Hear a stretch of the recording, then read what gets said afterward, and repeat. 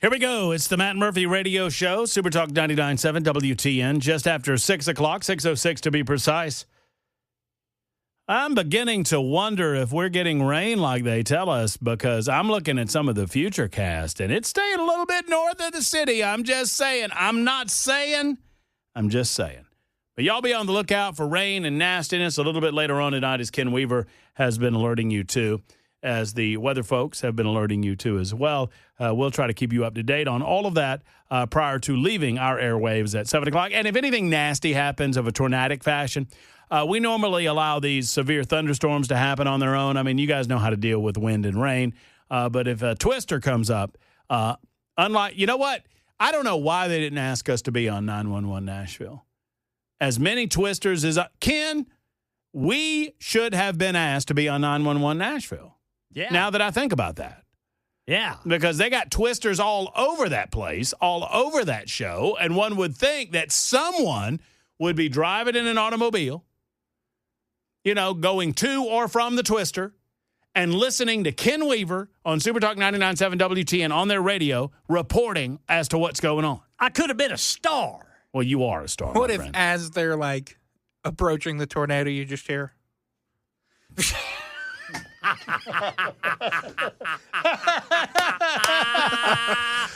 right, here we go. We'll get to that weather deal in a little bit, but it's time for Nick Mays and the news. I would say we're done. Yeah. I got a naked hiker. Ladies and gentlemen, this tornado is ripping the clothes off of people. It's a twister. It's a twister. There's a type of twister. You know what I mean? One of those. People's britches are floating away. Flying off.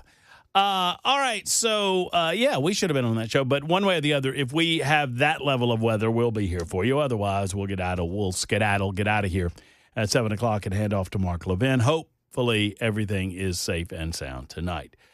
So this just in, little audio, little video from you, Jackson. This just in, here is some video of the former Vice President of the United States of America. Now, look, all I'm saying is, I've never seen old JJ, Justin Jones, with his hair down. And I'm not trying to be rude, but, he looks like I don't know. He's got a similar type pantsuit as to Kamala Harris. They're wearing similar types of clothes. But anyway, if you're watching on Super Talk TV, YouTube, Facebook, Twitter, Twitch, you can see the video. Kamala's got a big megaphone in her hand, and she is telling everybody why she's here. Now, understand, the reason she's here is she's going to a paid event at the Ryman Auditorium. And many liberals are paying large amounts of money to cry about the results of the election and get a copy of her book. More power to her. But here's what she says about why she decided to come on down to Tennessee.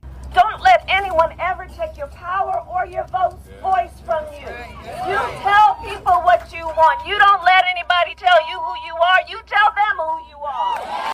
All right, well, that... What? What are we in the 60s? That's pretty good, man. Yeah, do we not have a better form of voice amplification than a megaphone? I want you to listen to what she says, though, Ken. Ken, you got to get beyond. Y'all need to get beyond the mode of verbalization, and you need to get to the message. Get beyond the medium and get to the message. And the message is, don't you ever let anybody tell you who you are.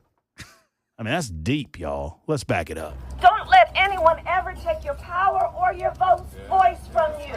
You tell people what you want. You don't let anybody tell you who you are. You tell them who you are. I think we just did that in November of last year, didn't we? We told them what we wanted, and in the state of Tennessee, we said we wanted Donald Trump. Yeah, in a landslide. But, whatever. Democrats love this. That includes at election time. This election is 14 days from today. Today's Tuesday. Yeah. Everybody. Today's Tuesday. It's 2 weeks from now. That's right. And I've been 14 days is 2 weeks, y'all.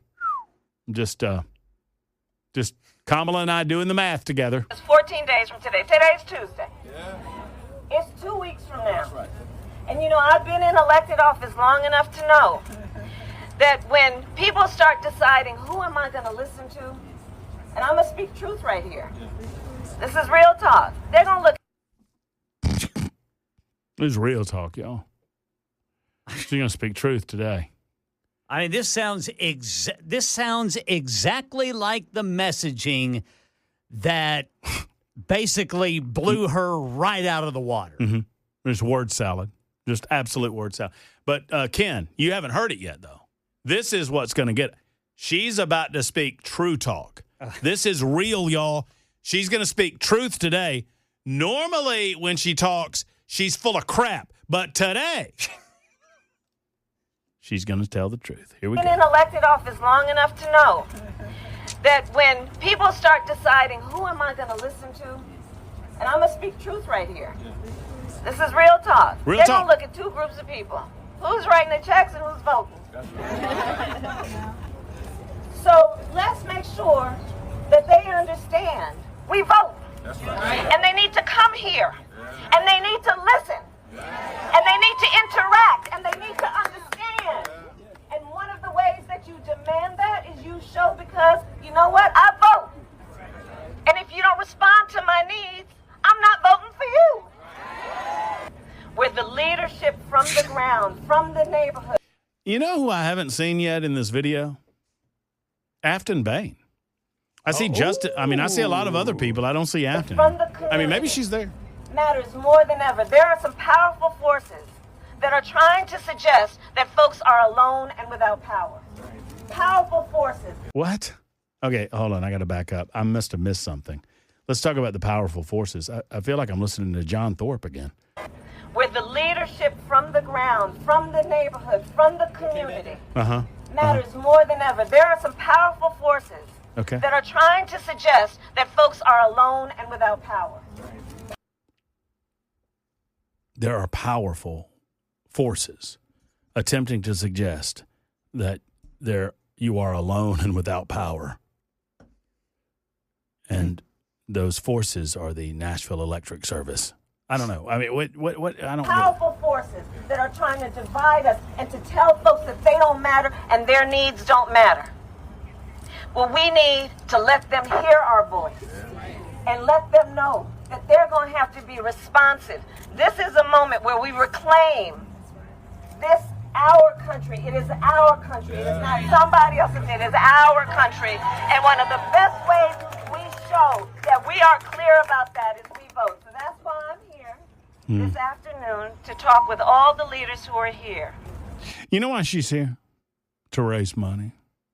Oh, yeah. And to make money. So she's here to make money on her own for her book tour. And she's here to raise money for Justin Jones, who's back there with his name on his blouse, or Afton, I suppose. I'm gonna back this up. I'm fascinated. I just want this to play in its entirety. I don't mean to regurgitate it, or I don't mean to overplay it. I just want this to play in its entirety. Listen, and y'all sincerely try to understand what this woman's saying, okay? Just, if someone can tell me, I have a bottle of water and an ink pen used by me, I'll break into the prize closet and get you tickets to something. Tell me what she's saying. Let anyone ever take your power or your voice from you. You tell people what you want. You don't let anybody tell you who you are. You tell them who you are. And that includes at election time. This election is 14 days from today. Today's Tuesday. It's 2 weeks from now. That's right. And That's right. I've been in elected office long enough to know that when people start deciding who am I going to listen to, and I'm going to speak truth right here. This is real talk. They're going to look at two groups of people. Who's writing the checks and who's voting. So let's make sure that they understand we vote. That's right. And they need to come here. And they need to listen. And they need to interact. And they need to understand. And one of the ways that you demand that is you show because, you know what, I vote. And if you don't respond to my needs, I'm not voting for you. We're the leadership from the ground, from the neighborhood, from the community. Matters more than ever. There are some powerful forces that are trying to suggest that folks are alone and without power. Powerful forces that are trying to divide us and to tell folks that they don't matter and their needs don't matter. Well, we need to let them hear our voice and let them know that they're going to have to be responsive. This is a moment where we reclaim this our country. It is our country. It is not somebody else's. It is our country. And one of the best ways we show that we are clear about that is we vote. So that's why I'm here this afternoon to talk with all the leaders who are here. And there are people you will never meet who may never know your name. But because of your activism, because of what you will do over the next 2 weeks as a marker for what you will continue to do, is going to have an impact on so many people around our country. So I thank you in advance for being active. This is about you. This is about your future. This is about your country. This is about your power. And who is the power with? The people. All right. You know what was missing from that? Jackson, I thank you for pulling that up for me. Do you know what was missing from that? She didn't say Afton's name. Jackson, Gold Star. It's exactly right. That's exactly what 2 minutes and 20 seconds. She's telling everybody that the vote's happening in 2 weeks. She doesn't say Afton Bain's name once. Why would you not say Afton Bain's name? And I don't see Afton Bain on the stage at all. Maybe she was there. I don't know. I think it's more likely that she couldn't remember Afton Bain's name or doesn't know it. But she knows we're voting. Yeah, I do too. I see on the super chat, on the YouTube chat, that people are feeling dumber. I see on the YouTube page that people are feeling dumber. I see on the super text line that people are feeling dumber. I get it, but you gotta experience a little dumb every once in a while in your life. We'll get some smart coming up in just a moment with Fox 17 and Dennis Ferrier. This report is absolutely fabulous, and it illustrates what I've been telling you for some time now, and that is, sadly, Freddie O'Connell claims, he's from Nashville, right? He claims that he understands what it means to be a Nashvilleian, yet everything that he does as mayor of Nashville indicates that he does not care about local people who have lived their lives here, who have put down roots here, who make their business here, who have used their blood, their sweat, their tears, and all of their capital to invest in a business here. And he's running them out of the city. He's running them out of the county with these onerous property taxes that have gone up 60% in 5 years. 60% in 5 years. And Freddie doesn't seem to care. But he has a message for the people that do. I'll tell you what that message is in a moment. It is almost 6:20. Super Talk 99.7 WTN. Why, thank you, Ken Weaver. Super Talk 99.7 WTN. Matt Murphy and the Matt Murphy Show continues. Coming up in a few minutes, I'll get into the Ferrier bit with Freddie O'Connell. I will not be able to do it during this segment because it's a little too long to share with you. I did hear, by the way, from Afton Bain. I have repeatedly, on multiple occasions over the past couple of weeks, reached out to Afton. She has been on the show in the past. We had her on prior to the primary. She agreed that she would debate the Republican candidate during the general election, the general special election. And sadly, we've not heard from Afton, except that she did respond to one of my text messages. And I just wanted to let you know that, just as we had John Thorpe on earlier today, we are inviting Afton Bain to present herself before the voting public. And I was just getting to the message. I just wanted to share it with you directly. Oh, yeah, here we go. Just some of my messages that, when are you coming back on? Got to woo the moderate and conservatives if you expect to win, I said. That was in October. Let me know what time might work for you, what day might work for you. I wrote November 5th. I said, anytime this week. Then a few days ago, hello, Afton. Would love to get you back on the schedule. Any time for old Matt Murphy? And then yesterday, so disappointed after all we've been through. You're ghosting me. See what I did there? And I got it. You know what I got? Guess what I got? She liked it. LOL. Same thing. Yeah. She gave me an LOL. I said, there she is. When are you coming back on? I fear you're being told to leave me be. And no response. But so she's still alive. I've got proof of life. Two things. One, we saw her putting down a campaign sign on her own. And I guess maybe she couldn't be with Kamala Harris because that's what she was doing. She's out busy laying down some campaign signs in the congressional district. So maybe that's what she's got going on. 615-737-9986. 615-737-9986 if you'd like to be a part of this show. I'd also like to just take a point of personal privilege to thank Katie Laurel Wells. I don't know Katie, but apparently she's a listener to the show. She sent me two lovely books. One is called I Can Still Do Everything with One Arm. That's that book right there. It's a nice little illustrated book. And the other is called I Can Still Work at the White House with One Arm. Because apparently Katie, during the Bush administration, worked for the White House. And she writes in and says, it's a gift for you, and thank you for the lovely books. For Matt, I was born with one arm. And your show has given me grace, courage, and grit on my journey with one arm. My first swim instructor said I would never swim, and I became a Paralympic champion swimmer. As ever, Katie Laurel Wells.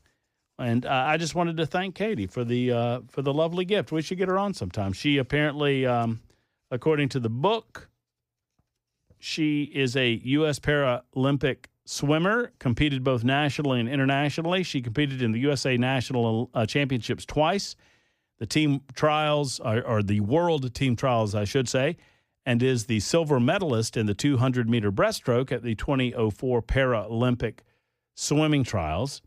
In her free time, she advocates for those with disabilities, helps veterans, especially those who have limb loss in their recovery, certified peer visitor through the Amputee Coalition of America. And I suppose she lives or works in and around Middle Tennessee and listens to the show. So I just wanted to thank her for her very special gift. Katie, we appreciate you. We appreciate you listening.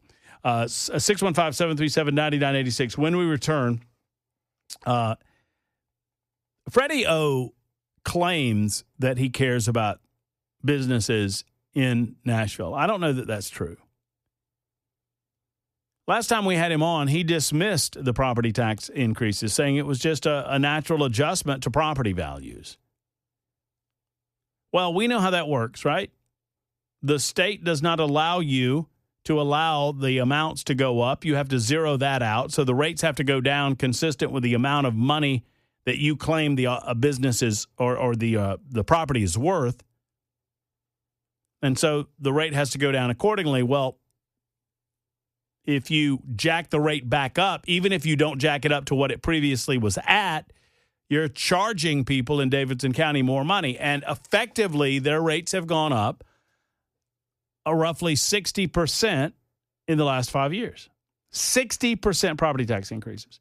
We had Kerry Bringle on the show of Peg Leg Porker, and he said that when he opened his business 12, 13 years ago, he was paying somewhere in the neighborhood of $10,000 a year in property taxes.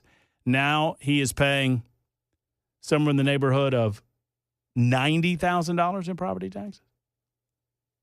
That's insane, y'all.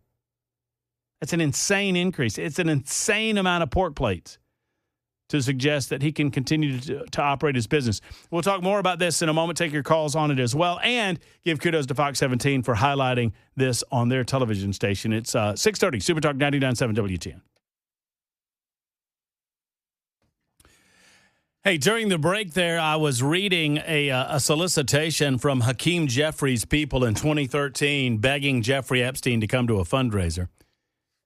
And I was looking over dates. Jeffrey Epstein, his first. Hey, do me a favor while I do some other things. Would you do me a favor there, young Jackson? Would you look up when Jeffrey Epstein served time in jail in Florida? I want to say it was like 2009, 2010, but I could be wrong. I think it was before 2013. It's just, you got it? 08? Oh, yeah, 08. So he went to jail, got a sweetheart deal in jail for, I don't know what he was eventually. Maybe the page that you're on there will tell you, Jackson. What was he convicted of? I want to make sure that I get this correct because In 2008, Jeffrey Epstein was known to be a sexual predator. Solicitation of prostitution with a minor under the age of 18. Giddy up. And at least 5 years later, Hakeem Jeffries was begging him to come to a fundraiser for Hakeem Jeffries. And I've not seen this story on any network. Why not? Why do the mainstream media networks choose to make the Epstein case exclusively a Trump story? Now, obviously, if there's a Trump association in any form or fashion, okay, report it. Report the rest of it, too. Report it fairly and accurately, and I'm fine with you. But Hakeem Jeffries was soliciting.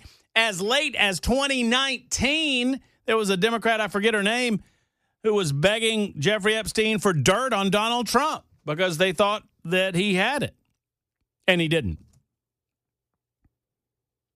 As a matter of fact, so far in the unveiling of some of this information, I've only seen one political figure in play in 2025 that pushed Jeffrey Epstein out of the door. You know who that is? Yeah, you know who it is. Of course you do. Donald J. In the meantime, there's this little audio video, please.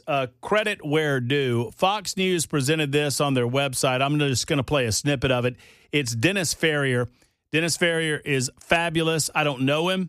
I don't think I've met him. If I did meet him, I would shake his hand and say, great job. You do a fabulous job in your investigative reporting. Unlike some other investigative reporters at some other media networks and some other television stations local to this community who are leftist as the day is long and pick and choose who they do their reporting on based on their political affiliation, Dennis Ferrier doesn't seem to mind either way. What makes Nashville, Nashville? Think about it this way. When you have friends or family visit, where do you send them? Places you can only find in Nashville, right? Mm-hmm. Many of those places say they are in jeopardy, crushed between record property valuations and a property tax hike. Sir, what are you getting on here? Catfish? Ordering fish! The Arnold family has been preparing their signature meat and threes for more than 40 years. Glad to be in Arnold's! Nashville. No place like home. Yeah, Trying there to you get go. through a meal without a greeting from owner Khalil Arnold. You guys good?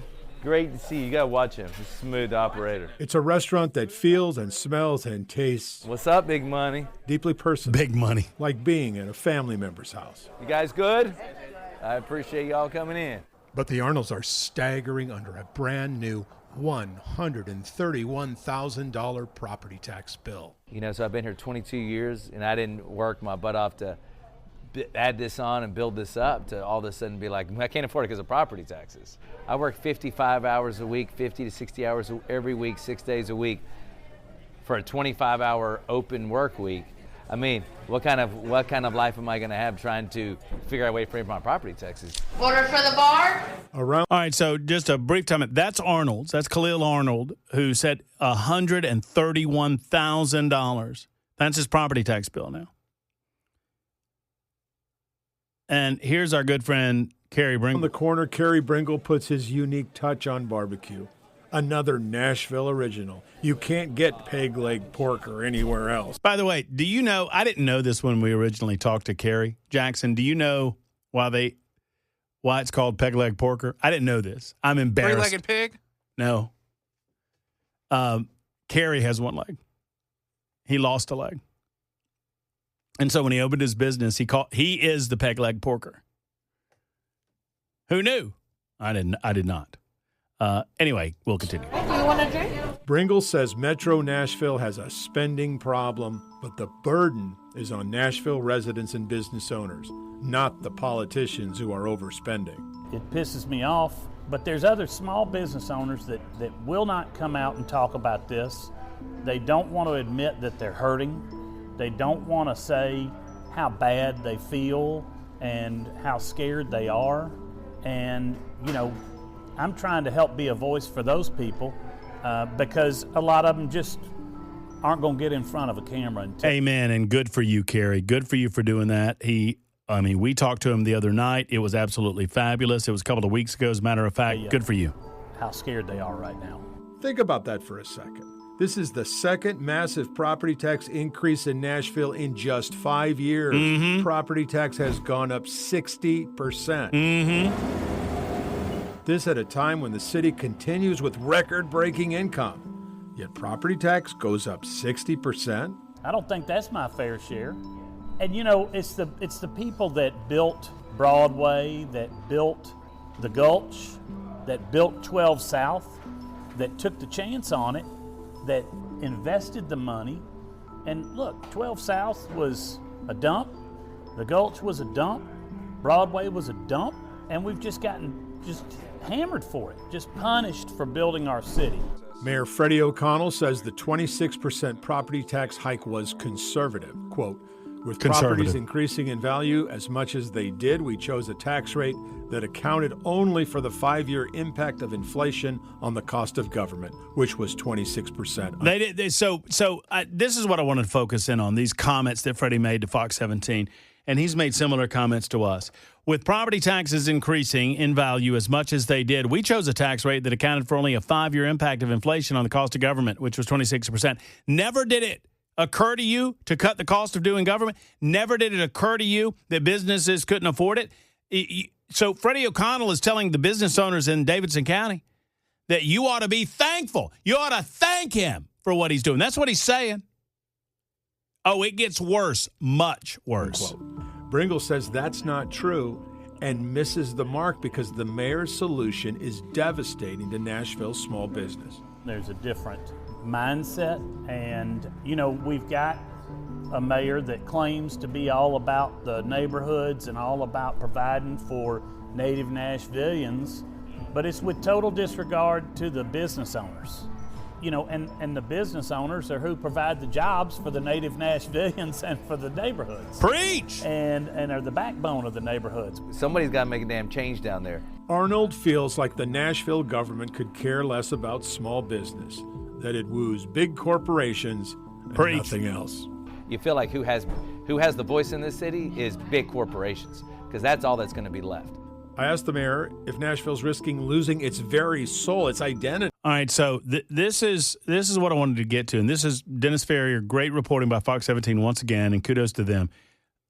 Listen to the mayor's response, and I'm going to read it again for you so you don't have to catch it the first time, but listen to this. By putting so many small businesses in stressful, must-make-a-lot-of-money situations.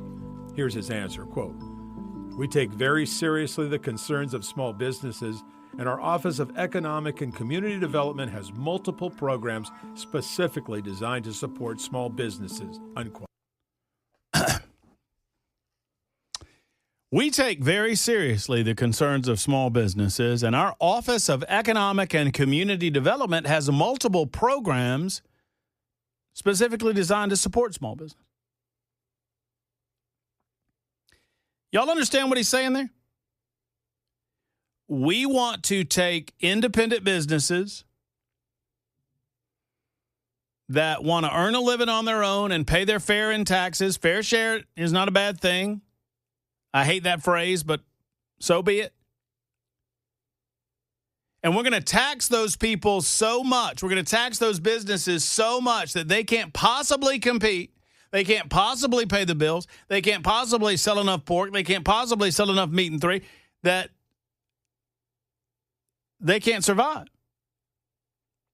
And then we're going to make them wards of the government because we've got a community development program specifically designed for you, small business.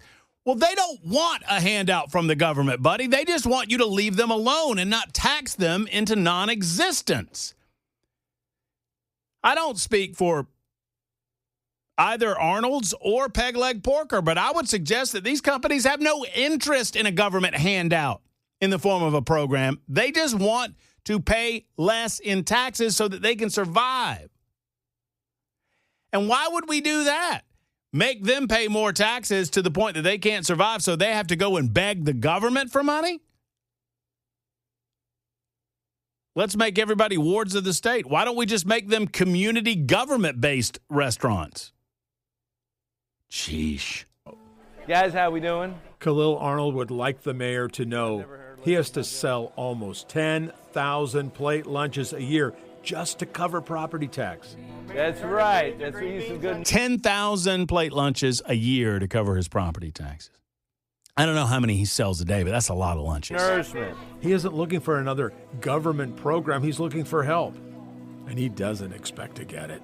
It's disheartening to see a city that you grew up in, that you have such amazing customers, such amazing people that just your life is invested in the city. You got it, brother. This property tax issue is so big and affects so many people. We are just going to dig deeper and deeper. Well, good for Farrier, good for Fox 17, good for Khalil Arnold, good for Kerry Bringle for being willing to speak out. My goodness gracious. The answer from the mayor's office is, well, if small businesses are hurting, we've got programs for that. So you make them wards of the city, as opposed to fully functioning businesses like there were prior to you raising their property taxes by 60%. I mean, and that's just the business community. Think about the number of people. I know people. I've only been here 4 years. I know people that are moving out of the city as a result of the property taxes. I don't think she would mind me telling you, the redheaded stranger, your friend and mine, Pamela Furr, is leaving Davidson County because she can't afford Davidson County anymore. And Pamela loves this community, loves this county, loves this city. I do too. I'm looking to move. We are moving as we speak. We are finding a place to live as we speak. I have not once told my realtor to consider Davidson County because I'm not paying that amount of money for property and then again having to pay property taxes on top of all of that and having to concern myself with what they're going to try to gouge me out of next. Now, I'm not doing that. Why would I do that? Why would you do that? Good for Arnold's and good for Peg Leg. I appreciate them, and I love the small businesses in this town. I love this town. Why is Mayor Freddie O'Connell making it so difficult for people to make a living in this town? How about spend less? Save more. Frugally manage your money. You're earning more money through tourism dollars. You're earning more money through transit taxes. And now they're talking about impact fees. It's gross. But what would you expect? I mean, that's socialism. Hey, just come to the government. We'll give you a handout. They don't want a handout, man. They just want to be left alone. They just want to continue to do good business and have customers as a result. It's 9 minutes until 7 o'clock on Super Talk.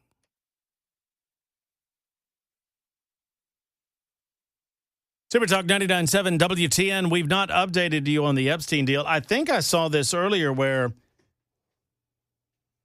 the Senate voted unanimous consent, right? Yeah, it was unanimous consent that they pushed it up to Donald Trump. So by unanimous consent, it has been decided that Trump will get to sign off on this thing. Now, some conspiracy-minded people, and I say that maybe there's some truth to this. I don't know. I shouldn't say conspiracy. That Trump, so the idea is that Trump ordered an investigation. And some are suggesting that he did that with purpose. We're about to find out. Here's how it works. So the way that the DOJ would halt the release of any or all of these materials would be to say, we have an open investigation that is currently running, therefore we cannot release these materials to the public. I'm talking about the Epstein files. So the idea being that if Trump opens an investigation into Bill Clinton or any other number of Democrats, then the DOJ could come back and say, we can't provide any of these materials because we have now opened an investigation to Bill Clinton, some of these other Democrats, at the demand and request and demand of the President of the United States. I don't believe that the general public would put up with that. I don't think they would. I think the general public is ready to receive any and all materials, be told that we have gotten any and all materials. Obviously, there will be shrieks and howls based on the redactions. But yeah, I was right. Just over an hour ago, Senate agrees by unanimous consent to approve the House-passed bill requiring the Justice Department to release The Epstein files. Good. Let's go. Trump should sign it. They should be released. Now, if we get to tomorrow or the next day or a week from now, and we are told by the Department of Justice that they cannot release it because of an open investigation, I'm going to be among those lining up howling at the Trump administration because that's not right. Get them in the open, lay them down, let everybody see it, let everybody chew on it. We'll be annoyed by the redactions. We'll moan and complain about that which we do not have. And major segments of this conversation will suggest that there have been portions that have been removed, portions that have been burned, portions that have been eliminated, yada, yada, yada. And the conspiracy theorists will go on ad nauseum about it. But that's okay, too. At very least, we will have it out in the open as much as we possibly can hope. As much as we can hope. Hey, tomorrow on the show, I'm going to bring a gigantic inflatable turkey. No, I'm not talking about Jackson. He's not inflatable. He is a big turkey. It's pretty good. You know, I wouldn't have called her Piggy. I would have called her Turkey.